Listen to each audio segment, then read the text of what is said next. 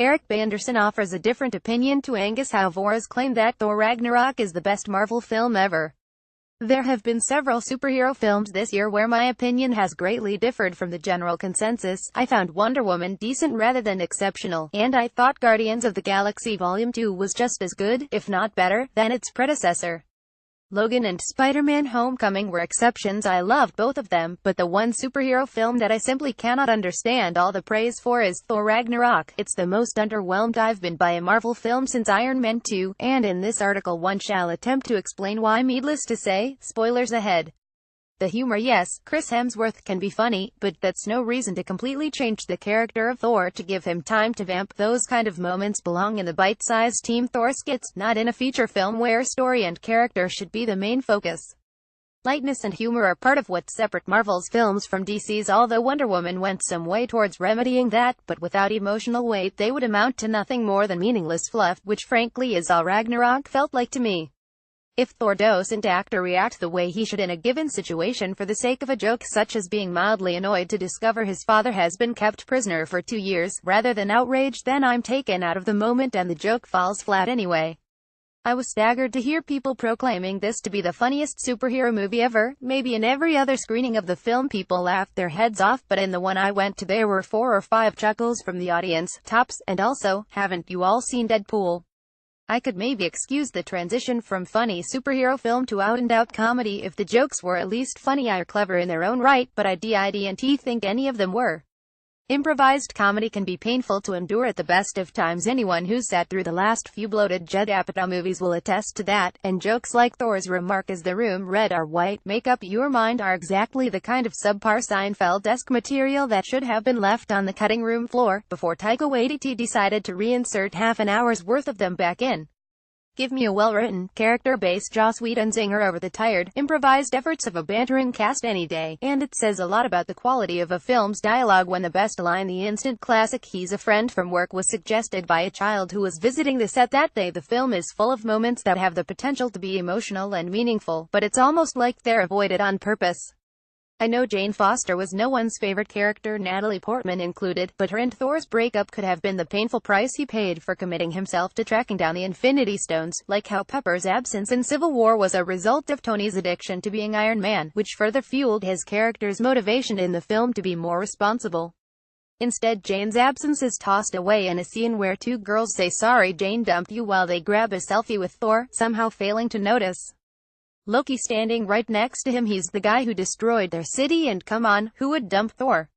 Another example, the scene where Hulk turns back into Banner after seeing Natasha's message, could have given a great actor like Ruffalo some real pain and confusion to work with, but no, instead they made him gibber like a third-rate Woody Allen, more concerned over whether or not he won a fight he can't remember.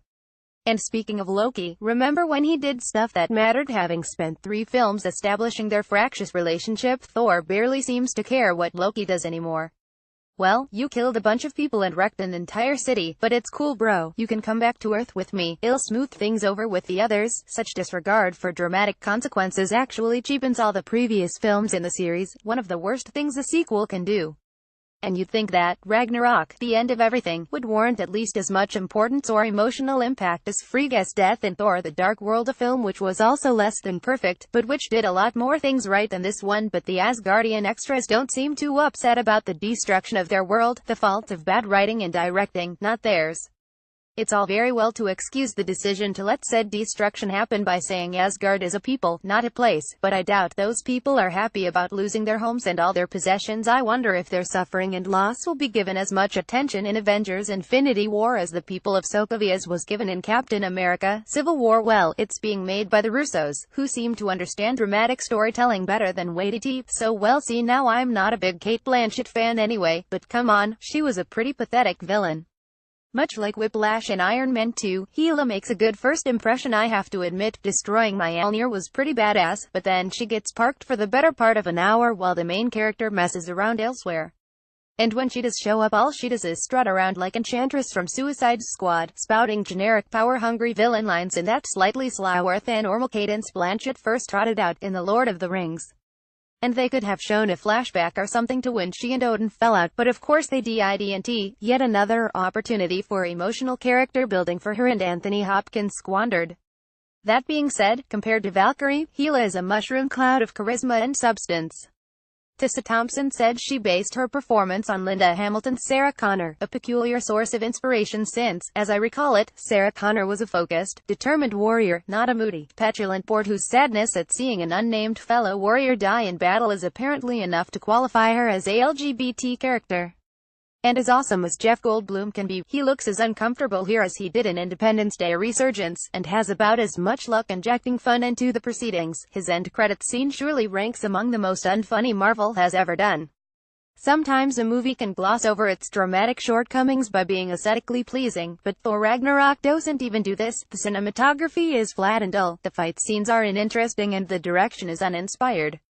It doesn't fare much better in the music department either. The cool factor of having Led Zeppelin's Immigrant Song is diluted through overuse, and the 80s synth felt completely and ironically alien when only used twice in an otherwise generic action fantasy score.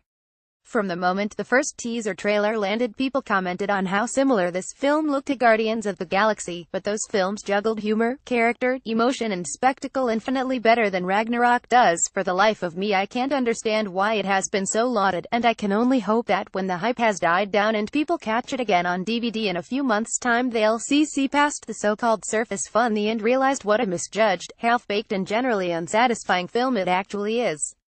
Eric BayAndersen.